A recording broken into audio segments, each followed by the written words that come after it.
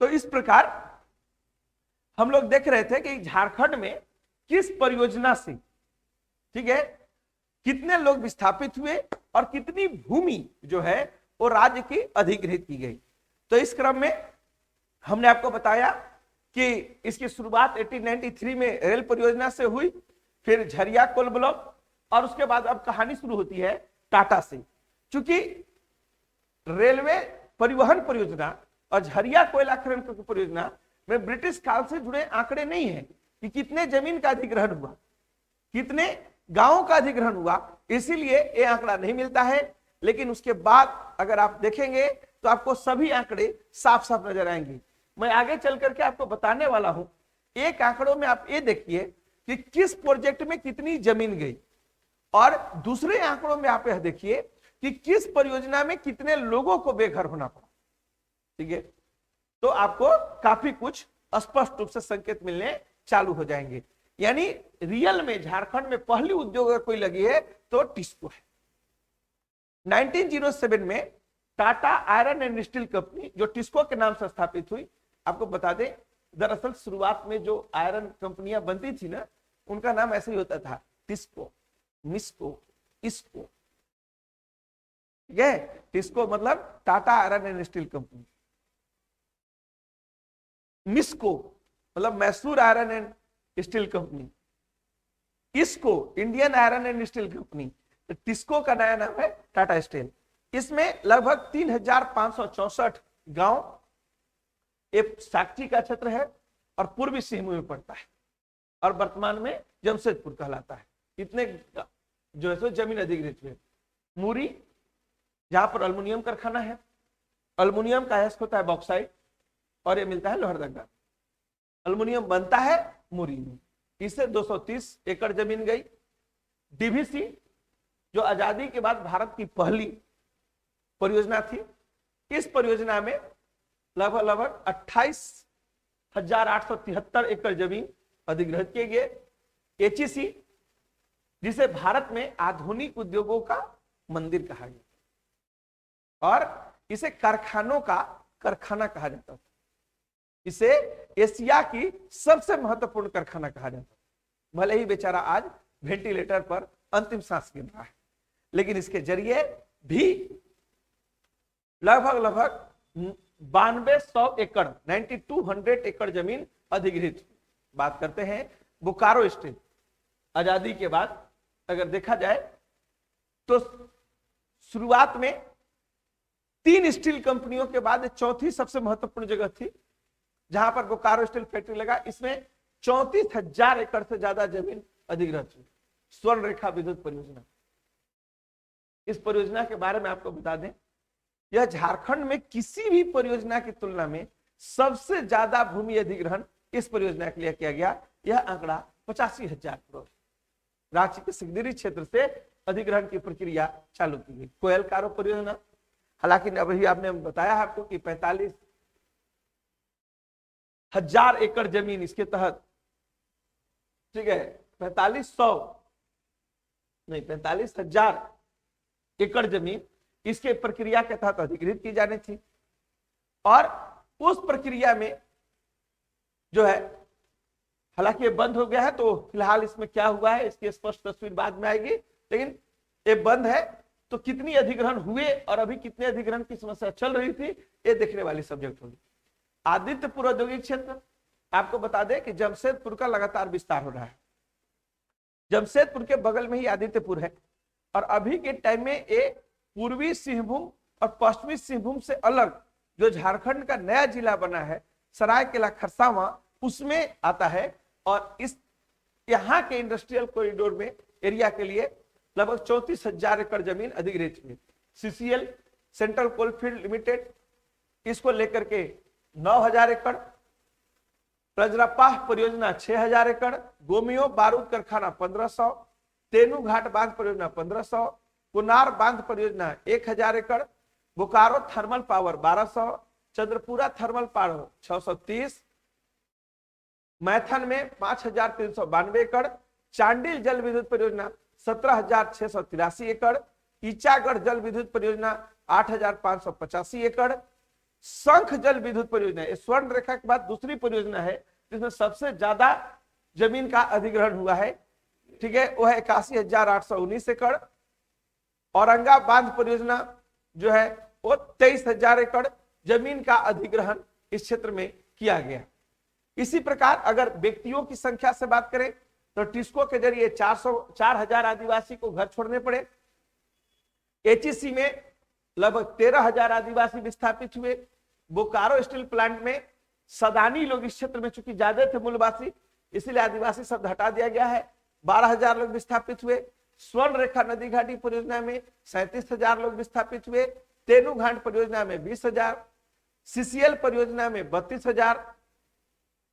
ठीक है, अब देखो यहां से सोचने की गणित जो है वो थोड़ा थोड़ा चेंज हो जाती है। मतलब आप ऐसा समझिए कि यहां हम जब आंकड़ा बता रहे थे तो इतने आदिवासी विस्थापित हुए। इस परियोजना में इसके अलावा कुछ मूलवासी भी विस्थापित हुए हों। ठीक है, बोकारो स्टील में इतने लोग मतलब नंबर पर्सन विस्थापित हुए। और जब हम बाकी बात बता रहे थे परिवार का मतलब होता है 5 लोगों की फैमिली। ठीक है, ये आंकड़े और भयावह हो जाते हैं। ये आंकड़ा है आपका कीचागढ़ जल विद्युत परियोजना में 2902 परिवार, शंख जल विद्युत परियोजना में 18,215 परिवार, औरंगा में 14,000 परिवार को यहां से घर छोड़ना पड़ा। ठीक है, अब आप देखिए कि इन आंकड़ों से आप 2 प्रकार की बातों को समझे होंगे। जैसा कि हमने आपको कहा कि लगभग 65 लाख लोग झारखंड में विस्थापन का दंश झेले और कितने बड़े पैमाने पर भूमि का अधिग्रहण हुआ। 3 परियोजनाएं जिनमें से 2 को बंद कर दिया गया। कोयल कारो परियोजना, इसका लागत है 3,144 करोड़। इससे जो गांव में अधिग्रहण होगा, प्रभावित गांव है 256 और विस्थापन होगा 2.5 लाख। नेतरहाट फील्ड फायरिंग परियोजना 2105 करोड़ लागत है, 29 गांव पर प्रभाव पड़ेगा और करीब 2.25 लाख आबादी विस्थापित हुई। ठीक है, ईचा डैम परियोजना 66 गांवों को प्रभावित करेगी और 1,21,000 लोगों को विस्थापित होना पड़ेगा। लेकिन इनमें से 2 परियोजनाएं जैसा कि हमने आपको कहा बंद कर दी गई हैं, तो इनकी बात खत्म। आइए अब हम बात करते हैं यहां से आगे की सेगमेंट। जब मैं आगे की सेगमेंट की बात कर रहा हूं तो मूल रूप से पॉलिसी पर बात होगी। किसके ऊपर बात होगी? यानी पहले वीडियो लेक्चर में आपने देखा था कि झारखंड में विस्थापन की समस्या के हालात क्या है, दूसरे में आंकड़े क्या है और इस समस्या के हल के लिए राज्य सरकार ने कौन से कानूनों का निर्माण किया है। उस कानून का नाम क्या है? उस कानून का नाम है झारखंड पुनर्वास एवं पुनर्स्थापना। मैं पहले ही फेज में आपसे कहा, मैं प्रत्येक में लास्ट में आपको ऑब्जेक्टिव क्वेश्चन भी दूंगा कि कौन कौन से पॉइंट हैं जो आपको एग्जाम में पूछे जा सकते हैं। लेकिन उसके पहले आपको पॉलिसी के एक एक बिंदु को लाइन बाय लाइन स्टडी करना चाहिए। अगर आप जानना चाहते हैं तो आपको बताते चले कि अगर विस्थापन, पुनर्वास, पुनर्स्थापना एवं पुनर्वास, ये 2 वर्ड है। पुनर जोड़ स्थापना, पुनर मतलब फिर से, ठीक है, मतलब आदिवासियों को फिर से स्थापित किया जाएगा। मूलवासी जो विस्थापन का दंश चले हैं उन्हें फिर से स्थापित किया जाएगा। और पुनर्वास मतलब जो घरों से उन्हें वंचित होना पड़ा है उन्हें फिर से आवास दिया जाएगा। मतलब स्थापना एवं आवास 2 वर्ड क्यों है? यह 2 वर्ड का मतलब होता है कि केवल रहने के घर दे देने से किसी व्यक्ति का लाइफ नहीं चल सकता है। आवास के साथ साथ उन्हें एक जगह पर स्थापित करना होगा, मतलब उन्हें नौकरी देनी होगी, जिस क्षेत्र में उन्हें बसाया जाएगा जमीन देना होगा, उनके कल्चर को स्थापित करना होगा, उनके सोशल वैल्यूज ट्रेडिशन को भी वहां पर स्थापित करना होगा ताकि वे पहले जैसे गांवों की अनुभूति ले सकें और उसका लाभ उठा सकें। इस पूरे चैप्टर को कैटेगराइज किया जाए तो आपको देखने को मिलेगा कि ये 6 सेगमेंट में ये पार्ट डिवाइड है। पहला कि आपको विस्थापन नीति का उद्देश्य क्या है। दूसरे में हम लोग जाएंगे तो चर्चा करेंगे कि पुनर्स्थापना एवं पुनर्वास प्रशासन किसके द्वारा, ठीक है, लोगों को आइडेंटिफाई किया जाएगा, वो मैकेनिज्म किसके हाथों में होगा। तीसरे में जब हम लोग जाएंगे तो हम लोग बात करते हुए नजर आएंगे कि थर्ड पार्ट में कि पुनर्स्थापना एवं पुनर्वास योजना है क्या, मौलिक, इसके मौलिक प्रोविजन की बात करेंगे। पुनर्स्थापना एवं पुनर्वास में लाभ में क्या क्या बातें कही गई, एक व्यक्ति को क्या क्या फायदा मिलने वाला है। तीसरा, शिकायत निवारण तंत्र, अगर कोई व्यक्ति को लाभार्थी के रूप में चयन किया गया और सुविधाएं दी जानी है तो उन सुविधाओं अगर नहीं मिलती है तो शिकायत, कंप्लेन कहां करेगा। और लास्ट में निगरानी तंत्र, जो विस्थापन के कारण परिवार विस्थापित होंगे उनका चयन हो, उन तक लाभ पहुंचाना हो, इसके लिए मॉनिटर कौन करेगा, वॉच डॉग की भूमिका में कौन बैठा हुआ रहेगा। तो इस मैकेनिज्म को, ये सूचना में ट्रांसपेरेंसी आए, कानून में पारदर्शिता है, इसके लिए भी एक मैकेनिज्म है जिसका नाम है सूचना तंत्र।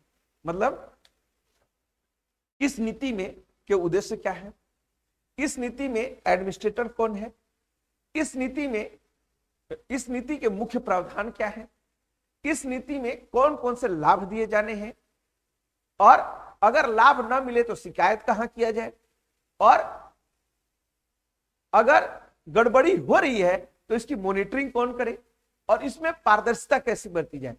तो पारदर्शिता सूचना तंत्र से, मॉनिटरिंग सीएम के डायरेक्ट निगरानी में कमेटी बनेगी राज्य में जो सीधे मुख्यमंत्री इसको मॉनिटर करेंगे। शिकायत के लिए एक उपयुक्त अधिकारी की नियुक्ति की जाएगी। लाभ के लिए सारे प्रोविजन है, जमीन के बदले जमीन मिलेगा, जमीन के बदले नौकरी मिलेगा, एक जगह से दूसरी जगह जाने पर आवास मिलेंगे, आवास के साथ साथ सामाजिक प्रभाव का आकलन किया जाएगा,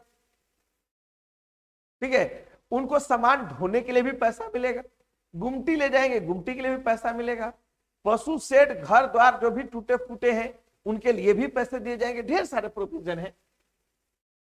यहां है योजना, मतलब इसके लाभार्थी की शर्तें क्या है, ठीक है, निर्णय लेने वाली बॉडी में कौन कौन आते हैं। तो आइए एक एक करके यह जो चैप्टर अपने चौथे सेगमेंट, पांचवें सेगमेंट और 6 सेगमेंट में जो डिवाइड है, इस 6 सेगमेंट का बारी बारी से हम लोग अध्ययन करते हैं। चलिए आ जाइए। देखो, सबसे पहले इस नीति का उद्देश्य क्या है। इस नीति के उद्देश्य में कहा गया कि जहां तक संभव हो न्यूनतम विस्थापन के विकल्प पर विचार करना चाहिए।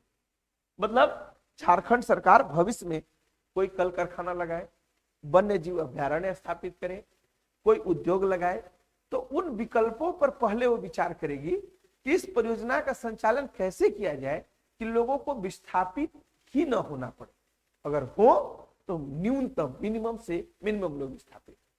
दूसरा, प्रभावित व्यक्ति, अगर उस योजना में बात आ ही जाए कि बिना व्यक्ति के विस्थापन के काम नहीं संभव है, क्योंकि ऐसा होता है, आप अगर डैम बनाएंगे, पानी का स्टोरेज बनाएंगे, तो पानी जब जमा होगा तो कोई ना कोई गांव डूबेगा, तो विस्थापन तो होगा।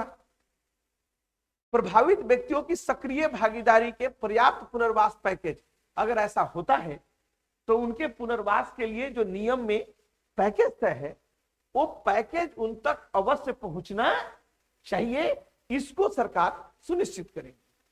चलिए,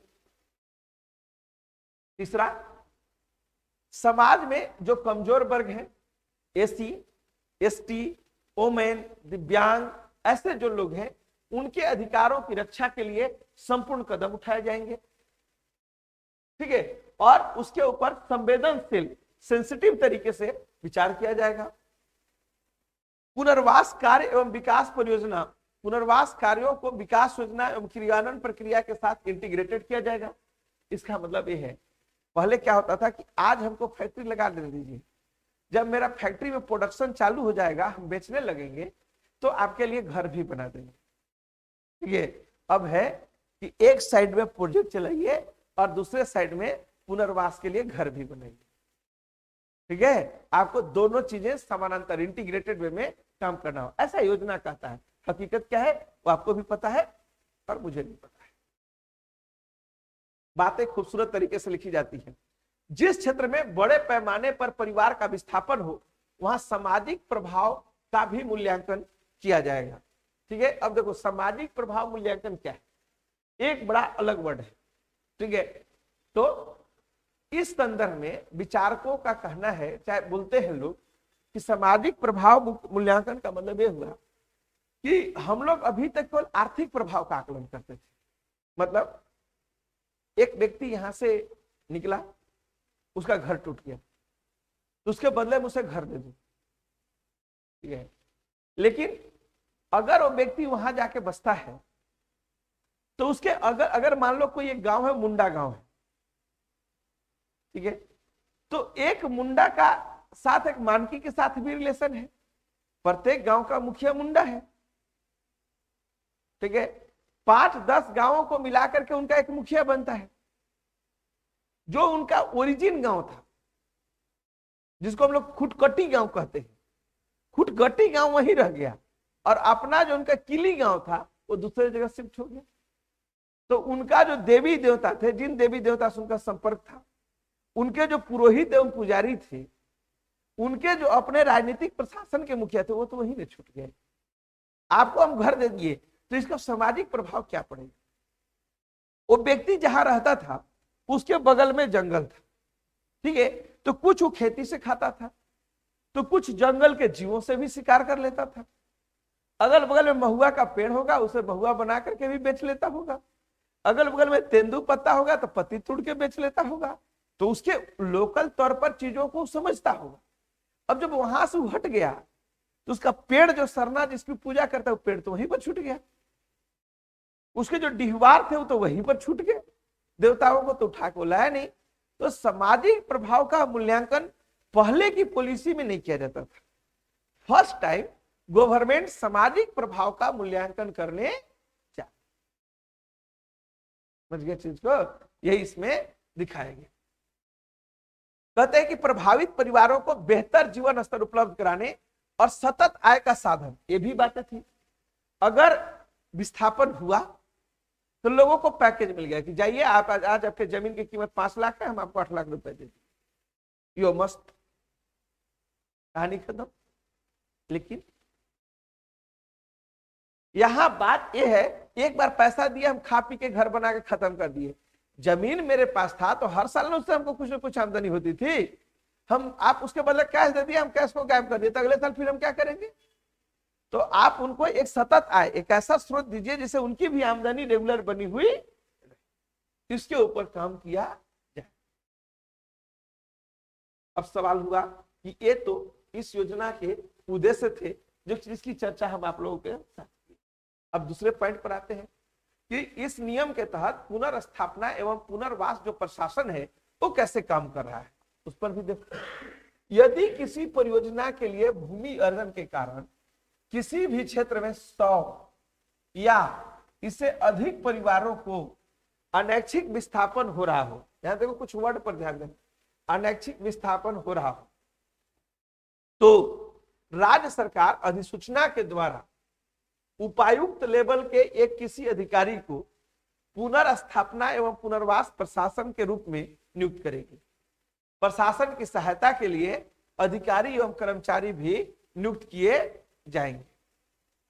पर्यावरण प्रभाव, सामाजिक प्रभाव का मूल्यांकन जन सुनवाई के माध्यम से 30 दिनों के अंदर किया जाएगा।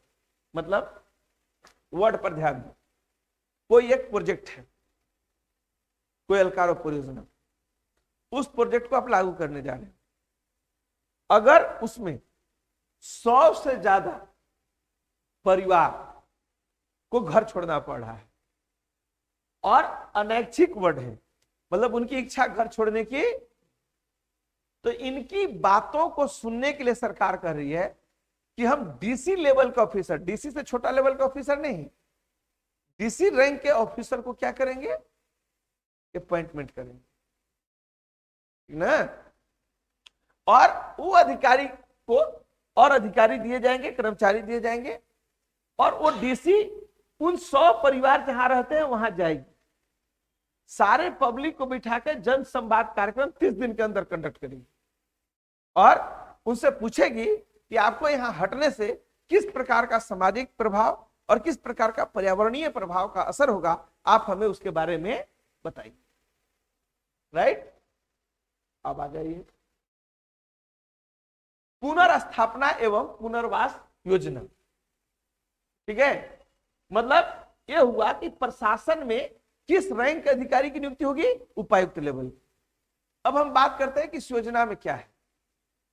किसी परियोजना के लिए भूमि अर्जन या किसी कारणवश सामूहिक रूप से किसी भी क्षेत्र में 100 से ज्यादा परिवारों के अनैच्छिक विस्थापन का मामला आए, फिर वही बात है, 100 से कम के लिए नियम नहीं प्रभावी हो रहा है, जिसमें 100 लोग विस्थापित, उसे ज्यादा के लिए है, और अनैच्छिक तौर पर जबरदस्ती उनको हटाया जाए, तो SIA स्वीकृति के 15 दिनों के अंदर आदेश के माध्यम से गांवों के क्षेत्र अथवा स्थानों को प्रभावित क्षेत्र घोषित किया जाएगा।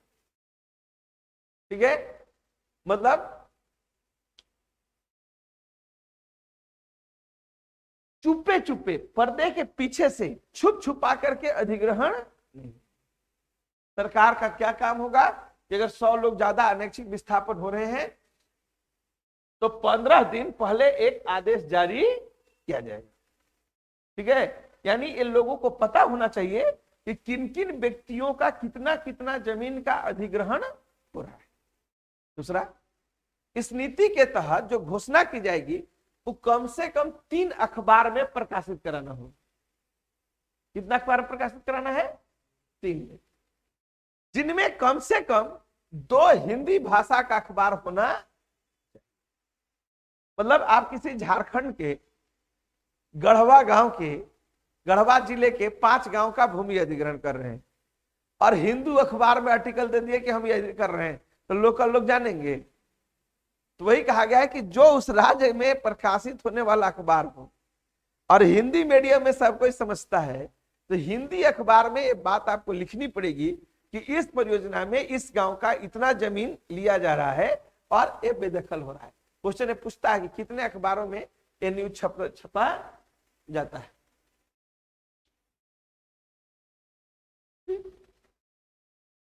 इस सर्वेक्षण से प्रभावित बारों के बारे में ग्रामवार सूचना लिया जाएगा। मतलब अब सूचना कैसे लिया जाएगा उसको भी देख लो। परिवार के वे सदस्य जो प्रभावित क्षेत्र में रह रहे हैं उनका आंकड़ा बनाइए। क्या आंकड़ा बनाइएगा? कब से रह रहे हैं, किस व्यापार या कारोबार में संलग्न है। ठीक है। दूसरा, एग्रीकल्चर श्रमिक है या गैर कृषि श्रमिक है, मतलब इनके पास अपना जमीन है, खेती करते हैं या मजदूरी करके इस क्षेत्र में अपना पेट पालते हैं। तीसरा, एसी है, एसटी है, ठीक है, पीटीजी प्रिमिटिव ट्राइबल ग्रुप में आते हैं या अन्य पिछड़ा वर्ग में आते हैं। उनका डाटा कैटेगरी वाइज जमा कीजिए। वे दिव्यांग हैं, मतलब कि किसी न किसी अंग से क्या है, अनफिट है। निराश्रित है, मतलब उनका कोई माई है, न बाप है, सहारा है, न पति है, उस तरह की चीज है। अनाथ है या विधवा है या कोई अविवाहित लड़की है, परित्यक्त जिसको छोड़ दिया हो ऐसी कोई महिला हो, या ऐसा व्यक्ति जो 50 साल से अधिक उम्र का हो और उसको खाना पीना देने वाला कमाने वाला कोई स्रोत नहीं हो। ठीक है। अन्यथा उसे लोग अपने परिवार से बाहर निकाल दिए हो।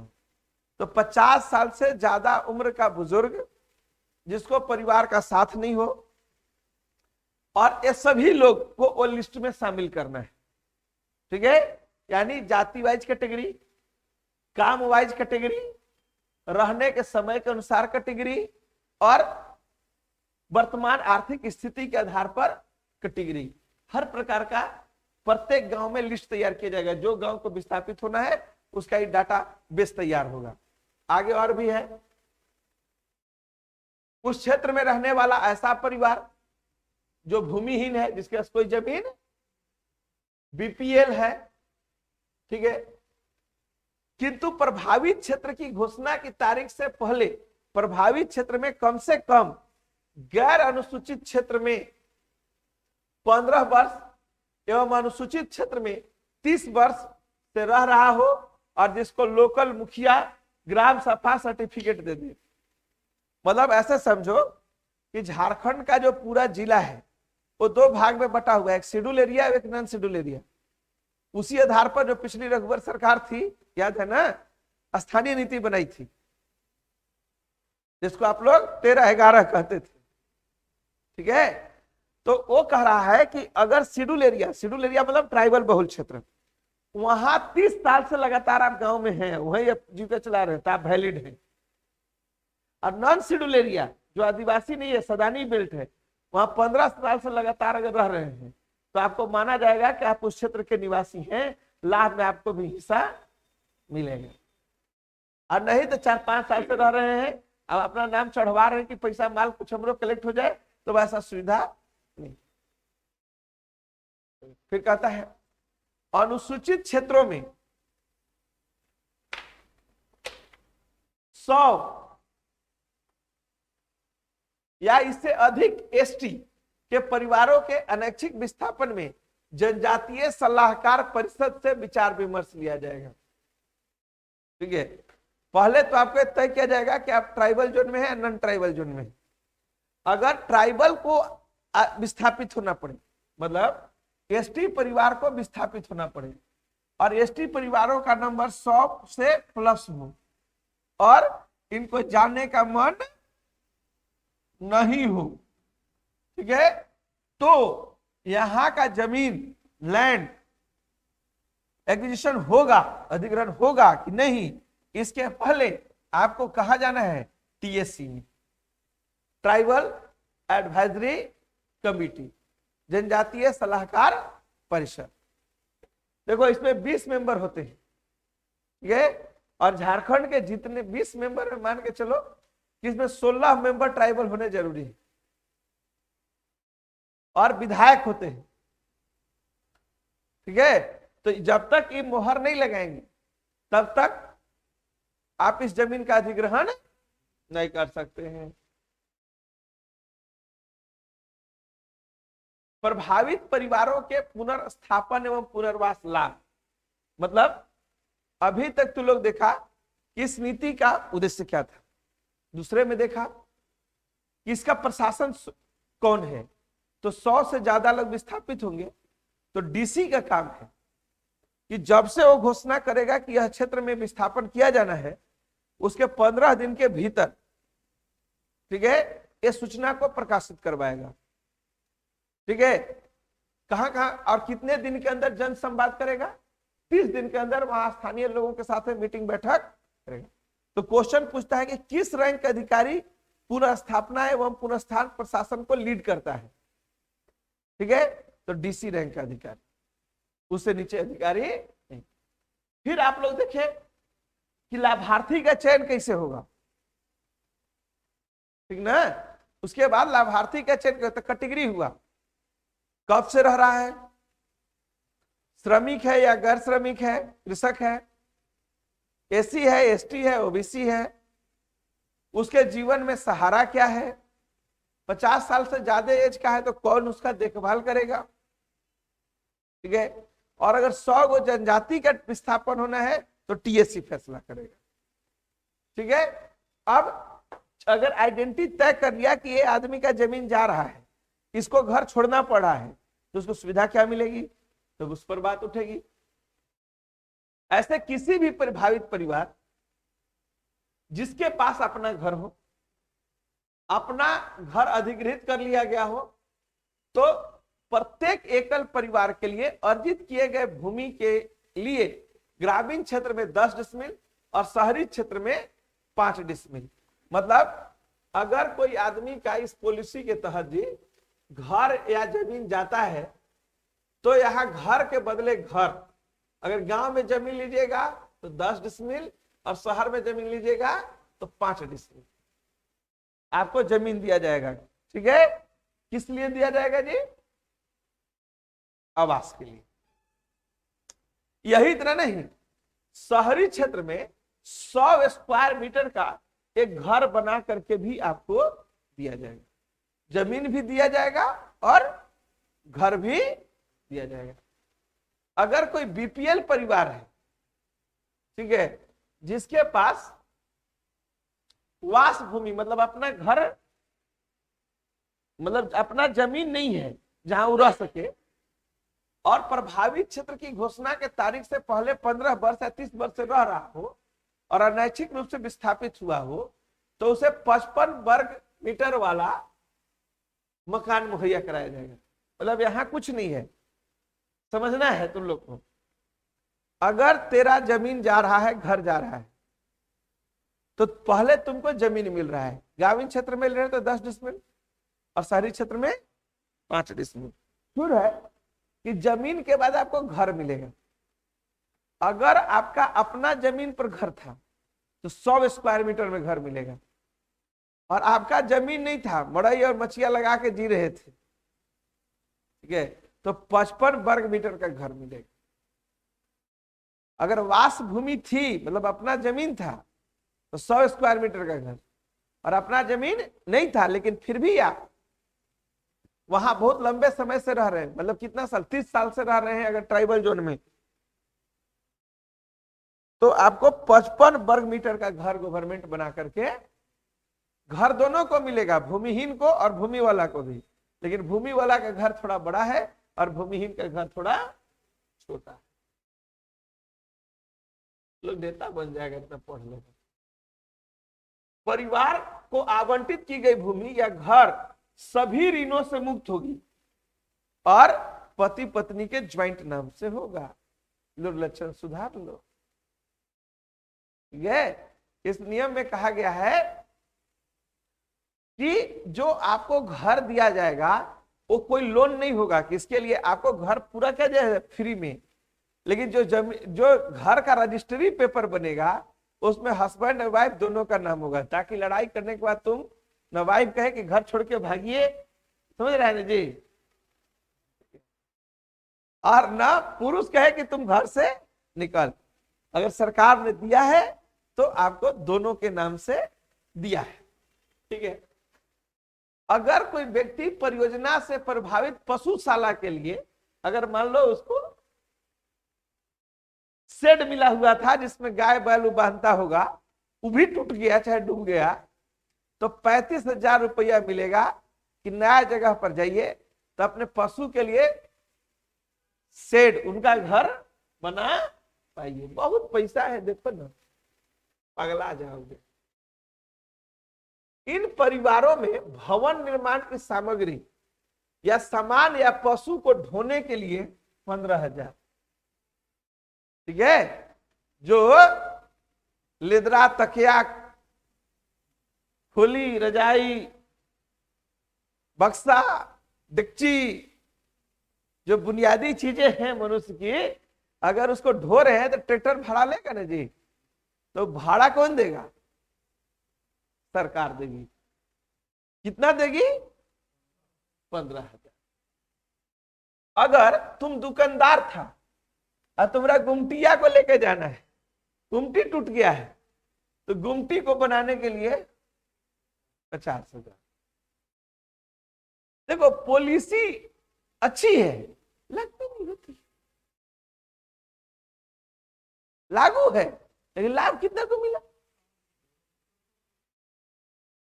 ठीक है, और नहीं तो कागज पर भरा करके और वितरण हो। तो यहां पर ध्यान रखना है कि पहले मिलेगा, देखो इस चीज को हम लोगों को ध्यान रखने के लिए अभी थोड़ा सा लेके चल रहे हैं तुम लोग को, इसको इस तरीके से तुम लोग देखो, पेज नंबर 3 में, ठीक ना।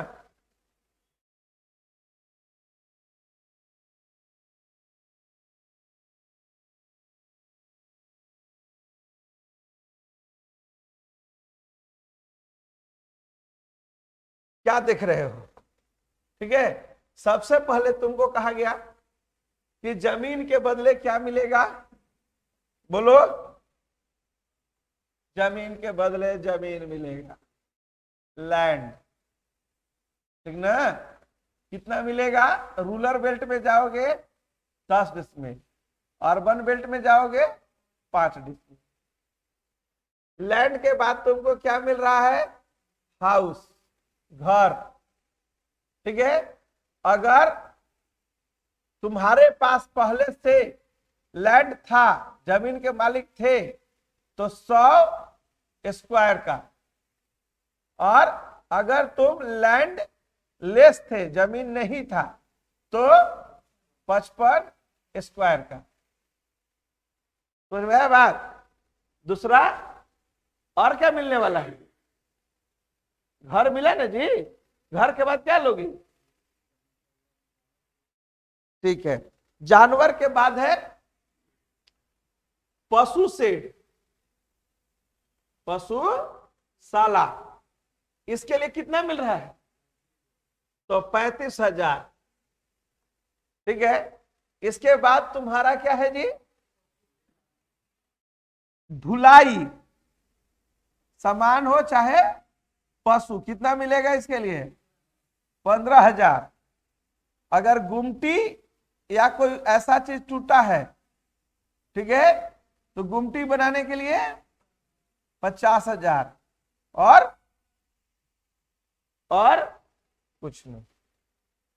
ठीक है, यही हमारा इक्वेशन है, यही पुनर्वास पैकेज है ना। साथ में कई परियोजनाओं का भी लाभ मिल जाए।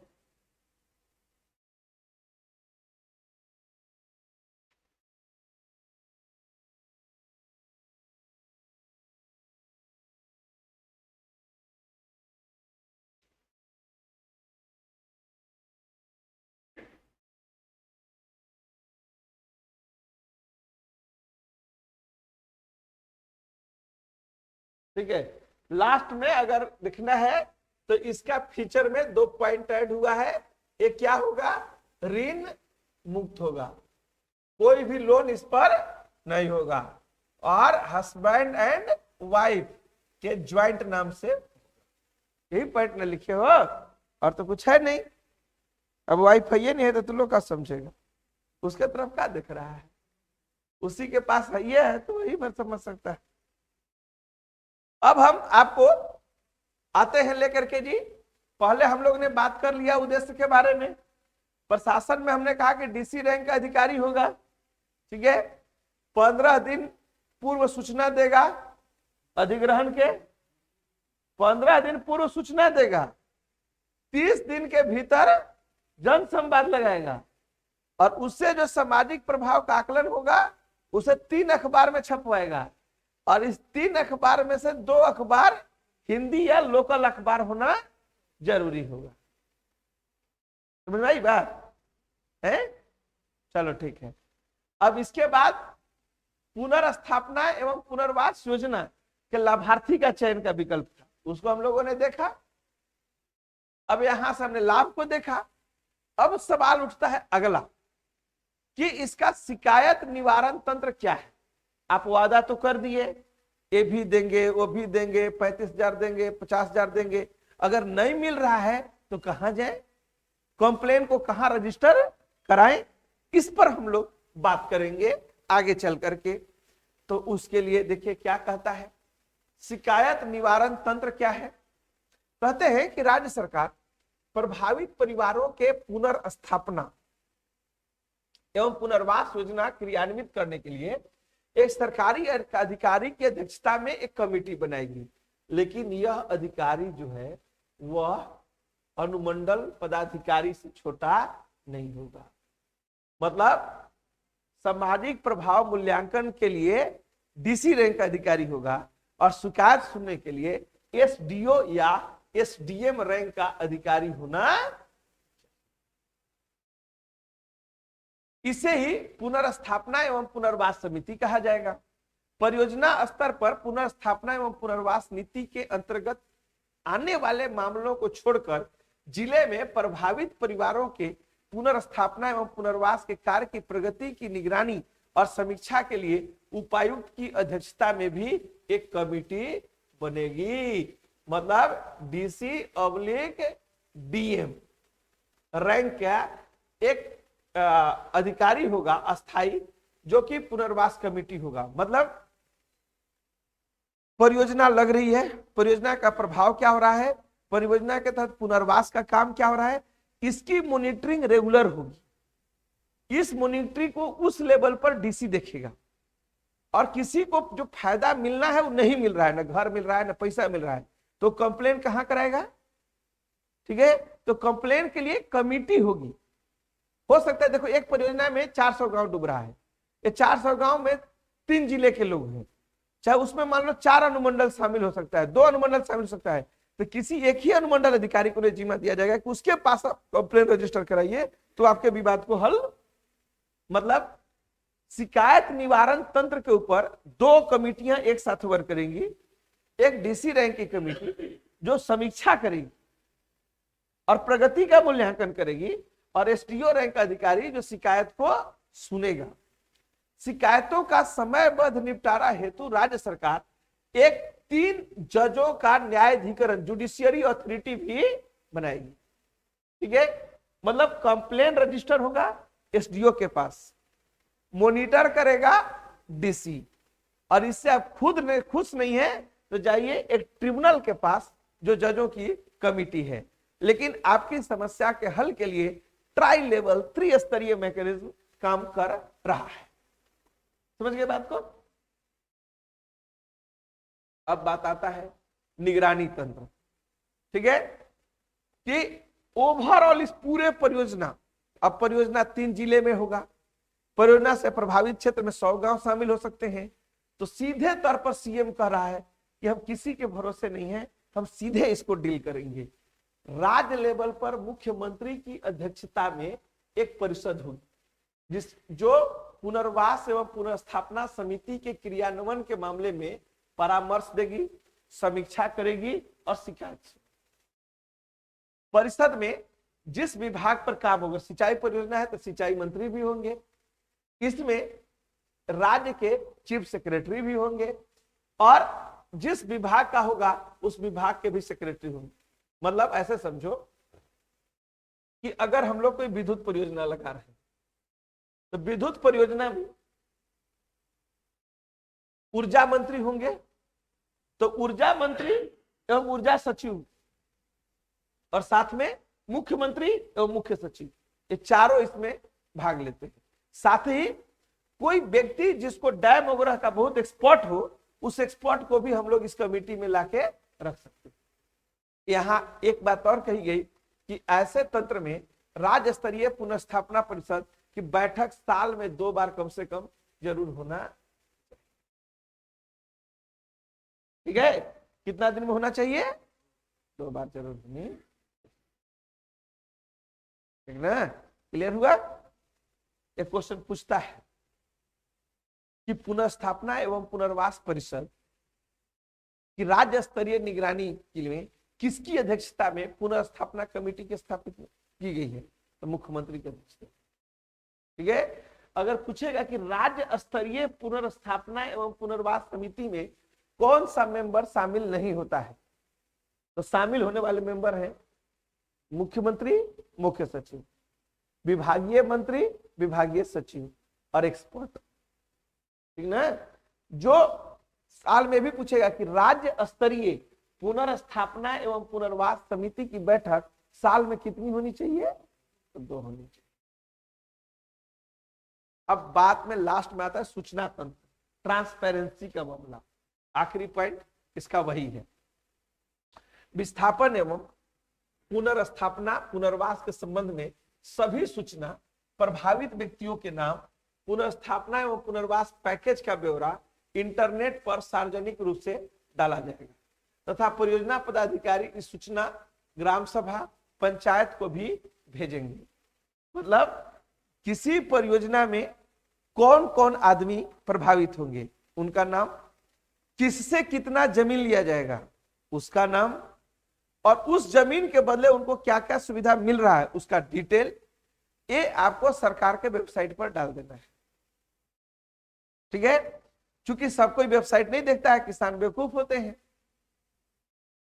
ठीक है, इस मामले में उनको बेवकूफ बना दिया जाता है, कहीं एक बेवकूफ हुए होते नहीं है, लेकिन चूंकि वे आईटी सेक्टर टेक्नोलॉजी से जुड़े हुए तो नहीं है, वेबसाइट पर विजिट करके तो नहीं देख पाएंगे। तो ऐसे में सूचना ग्राम सभा को देनी है, ग्राम पंचायत को देनी है, ताकि उन ग्राम सभा की बैठक बुला करके सबको बता दे कि आपका इतना जमीन जा रहा है, ये पैसा आपको मिलने वाला है।